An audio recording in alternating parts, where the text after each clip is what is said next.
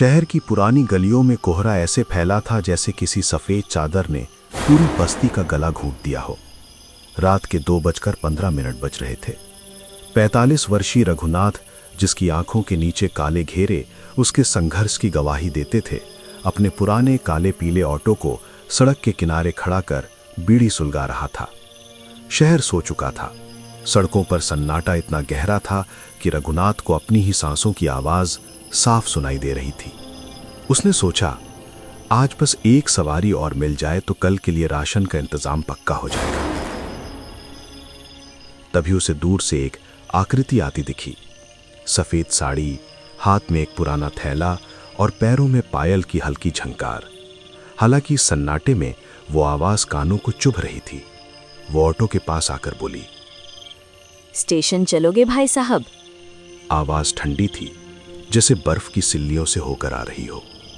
रघुनाथ ने नजरें उठाई, लेकिन उसकी आंखों में एक अजीब सी चमक थी। रघुनाथ ने गर्दन हिलाई।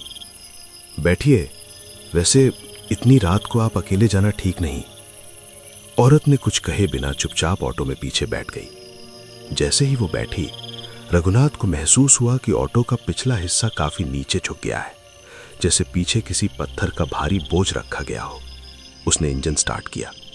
भग भग की आवाज के साथ ऑटो स्टार्ट हो गया। ऑटो अंधेरे को चीरता हुआ आगे बढ़ा। शहर का मुख्य रास्ता हाईवे से जुड़ा था, लेकिन कोहरा इतना घना हो गया कि रघुनाथ को हाथ नहीं सूझ रहा था। उसने हेडलाइट तेज की, पर रोशनी जैसे अंधेरे में समाती जा रही थी। रघुनाथ ने पीछे बैठी औरत को कहा, रास्ते कुछ बदला बदला लग रहा है। रघुनाथ ने बात छेड़ने की कोशिश की। पीछे से कोई जवाब नहीं आया। रघुनाथ ने सामने के शीशे में देखा, पीछे की सीट खाली थी। उसका दिल जोर से धड़का। उसने घबराकर पीछे मुड़कर देखा, औरत वहीं बैठी थी।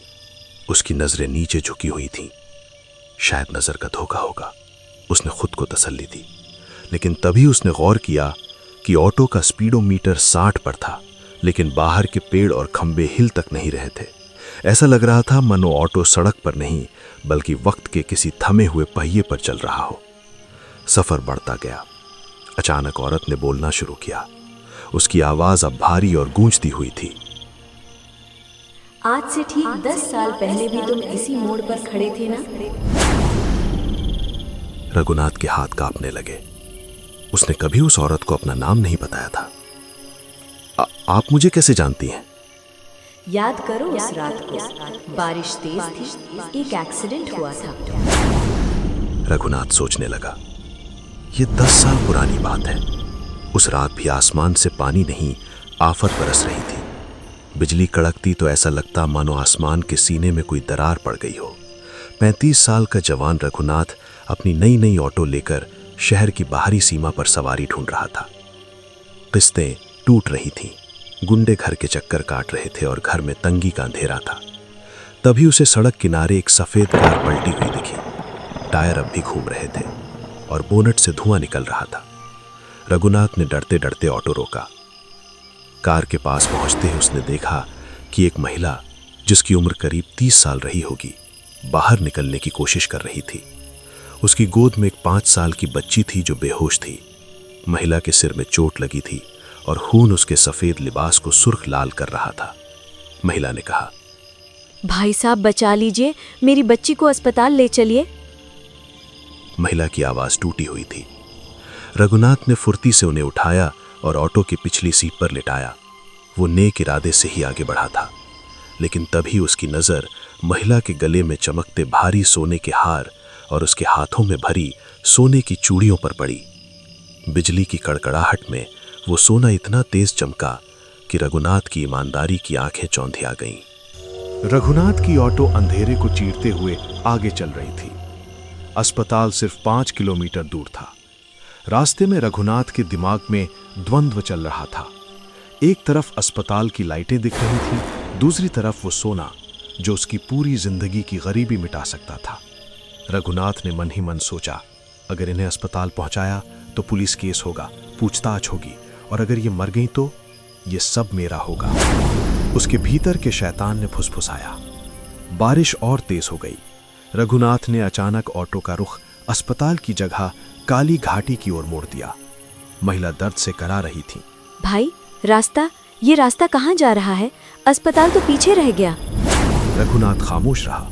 उसका चेहरा पत्थर का हो चुका था। सुनसान झाड़ियों के बीच उसने ऑटो रोका। महिला समझ चुकी थी कि उसे बचाने वाला ही उसका काल बन चुका है। उसने कांपते हाथों से अपनी बच्ची को सीने से चिपका लिया। ये ले लो, सब ले लो, बस हमें छोड़ दो। उसने अपने गले का हार उतारकर रघुनाथ की तरफ फेंका। रघुनाथ ने हार उठाया। उसका वजन बताते हुए वो असली सोना था। उसने लालच में आकर चूड़ियां और कान के झुमके भी नोच लिए। महिला दर्द से चिल्लाई, पर उसकी आवाज बारिश के शोर में दब गई। रघुनाथ ने उन्हें वहीं कीचड़ में ढकेल दिया। उसे पता था कि इतनी चोट और इस ठंड में ये सुबह तक नहीं बचेंगी। उसने पीछे मुड़कर नहीं देखा। पीछे से बस एक ही आवाज आई, रघुनाथ, तूने सिर्फ जेवर नहीं, अपनी रूह बेची है। मैं वापस आऊंगी अपनी आखिरी सवारी के साथ। रघुनाथ का चेहरा सफेद पड़ गया। वो काली रात, उसका लालच और वो दो चीखें। उसने सोचा था कि वो राज उसी रात के साथ दफन हो गया। अचानक ऑटो की लाइटिंग टिमटिमाने लगी। बाहर का नजारा बदल चुका था। अब वहां कोई सड़क नहीं थी, बल्कि वही 10 साल पुरानी झाड़ियां और कीचड़ भरा रास्ता था। औरत ने अपना सिर उठाया। उसका चेहरा अब मांसहीन हड्डियों का ढांचा मात्र था। उसकी आंखों के गड्ढों से काला खून बह रहा था। आज तुम्हारी आखिरी सवारी है रघुनाथ। आज मीटर पैसों से नहीं, तुम्हारी धड़कनों से चलेगा। वापस उसी धुंध भरी रात में, जहां अब वो रूह रघुनाथ के सामने थी। ऑटो की गति अब बेकाबू हो चुकी थी। याद आया रघुनाथ? रूह की आवाज अब उसके कान के बिल्कुल पास थी। उस रात तुमने मेरा हार छीना था, आज मैं तेरी सांसें छीनने आई हूँ। ऑटो अपने आप तेज भागने लगा। रघुनाथ ने ब्रेक मारने की कोशिश की, पर ब्रेक पैडल पत्थर जैसा सख्त हो चुका था। स्टीयरिंग उसके हाथ से छूटकर पागलों की तरह घूमने लगा। पीछे बैठी रूह ने अपना हाथ बढ़ाया। उसके नाखून लंबे और नुकीले थे, जो धीरे धीरे रघुनाथ की गर्दन की ओर बढ़ रहे थे। जितना तुमने हमें तड़पाया, उससे ज्यादा आज तुम तड़पोगे। अचानक एक जोरदार धमाका हुआ। ऑटो एक बड़े बरगद के पेड़ से जा टकराया। अगली सुबह पुलिस को हाईवे के किनारे एक पुराना ऑटो बुरी तरह पिचकती हुई हालत में मिला। ड्राइवर की सीट पर रघुनाथ की लाश थी। डॉक्टरों ने बताया कि उसकी मौत एक्सीडेंट से नहीं, बल्कि हार्ट अटैक से हुई थी। जैसे उसने मौत से पहले कुछ ऐसा देख लिया हो जिसकी कल्पना करना भी मुमकिन ना हो। हैरानी की बात यह थी कि ऑटो की पिछली सीट पर 2 पुराने सड़ चुके सोने के कंगन पड़े थे और पूरी सीट पानी से भीगी हुई थी, जबकि उस रात बारिश हुई नहीं थी। शहर में आज भी लोग कहते हैं कि उस सुनसान हाईवे पर रात 2 बजे के बाद कोई ऑटो नहीं रुकता, क्योंकि आज भी एक पुरानी काली पीली ऑटो वहां सवारी ढूंढती है, जिसका ड्राइवर कभी नहीं बदलता।